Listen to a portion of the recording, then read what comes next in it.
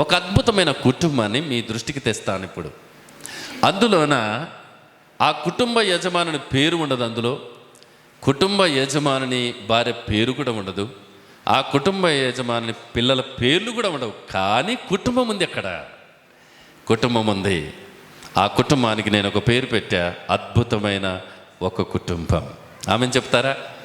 అద్భుతమైన కుటుంబం. చదువుదామా? 128వ కీర్తన భాగం. చదవమ్మా. ఎస్.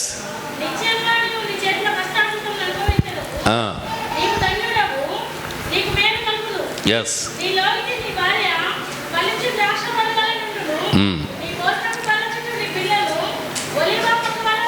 ఎస్.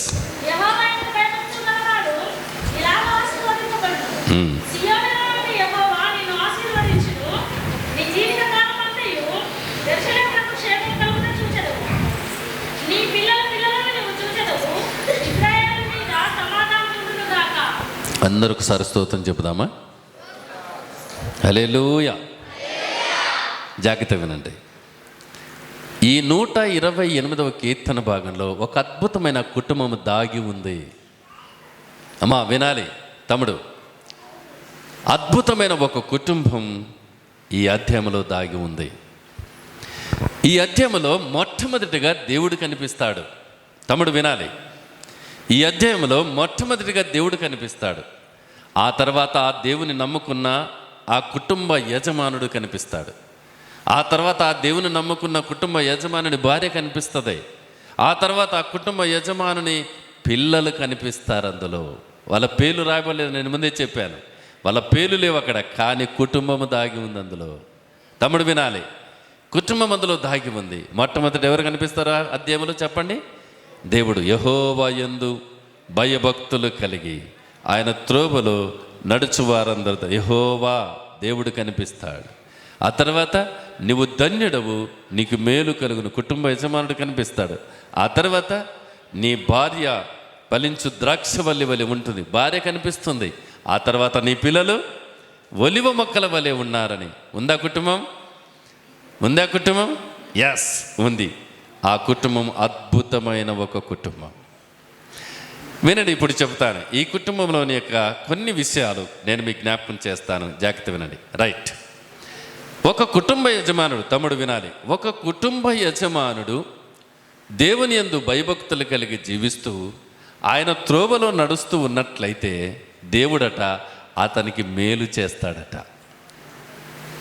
ఒక కుటుంబ యజమానుడు, జాగ్రత్త వినండి, ఒక కుటుంబ యజమానుడు దేవుని యందు భయభక్తులు కలిగి ఆయన త్రోవలో నడుస్తూ ఉన్నట్లయితే ఆ వ్యక్తికట దేవుడు మేలు చేస్తాడు. ఏం చేస్తాడండి? మేలు చేస్తాడు. ఎలాంటి మేలు చేస్తాడో తెలిసిన? ప్రసంగి గ్రంథము 7వ అధ్యాయం 1వ వచనాన్ని చదవండి. సుగంధ తైలము కంటే మంచి పేరు నీకు ఇస్తాడు. దేవునికి స్తోత్రం చెబుదామా? హల్లెలూయా. ఏ పేరు ఇస్తాడంటమ్మా? ఒక కుటుంబ యజమానుడు దేవుని భయభక్తులు కలిగి జీవిస్తూ ఆయన త్రోవలో నడుస్తూ ఉంటే నీకు ఒక మంచి పేరు మేలుకరంగా ఇస్తాడు.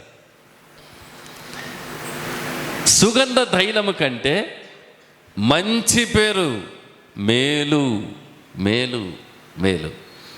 ఏమండి? ఆ తర్వాత సామెతల గ్రంథం 18వ అధ్యాయం 22వ వచనాన్ని చూడండి. భార్య దొరికిన వానికి మేలు, మేలు చేసే భార్యని ఇస్తాడు మనకు. తమ్ముడు వినాలి. ఒక కుటుంబ యజమానుడు దేవుని భయభక్తులు కలిగి జీవించి ఆయన త్రోవలో నడుస్తూ ఉంటే దేవుడు నీకు మేలు చేస్తాడు.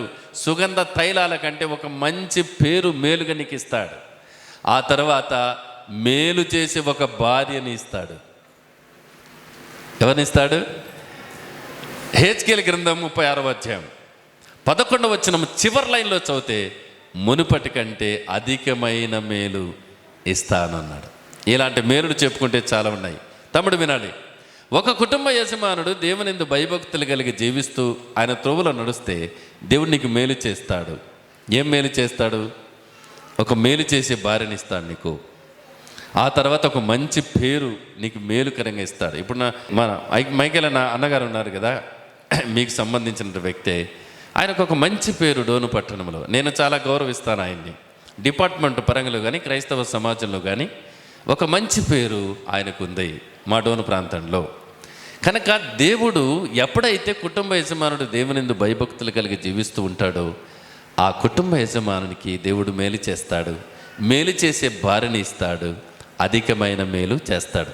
విలాపవాక్యములోన అలాగే యోవేలు గ్రంథములోన యవన కాలమున కాడి మోయటం మేలు, ఆ కుటుంబ యజమానునికి దేవుని సేవ చేసే భాగ్యాన్ని ఇస్తాడు. చప్పట్లు కొడదాం అందరూ కూడా. ఏమండి, ఒక కుటుంబ యజమానుడు దేవునిందు భయభక్తులు కలిగి జీవిస్తూ ఉంటే అతనికి మేలు చేస్తాడు, మేలు చేసే భార్యని ఇస్తాడు, అధికమైన మేలు ఇస్తాడు, దేవుని పరిచర్య చేసే ఒక గొప్ప భాగ్యాన్ని ఇస్తాడు. దేవుని సేవ చేసే ప్రపంచములోన అన్నిటికంటే, వినని మాట, ప్రపంచంలోన అన్నిటికంటే ఒక గొప్ప సేవ ఏదంటే దేవుని సేవ. ఏమండి, ప్రపంచంలోన అన్ని సేవల కంటే ఒక అద్భుతమైన సేవ ఏంటంటే అది దేవుని సేవ. ఆ కుటుంబ యజమానునికి ఆ కాడిని ఎత్తుతాడు, సేవ అనేటువంటి కాడిని ఎత్తుతాడు. ఆ కాడిని మోస్తూ దేవుని కొరకు సాక్షిగా బతుకుతాడు ఆ వ్యక్తి.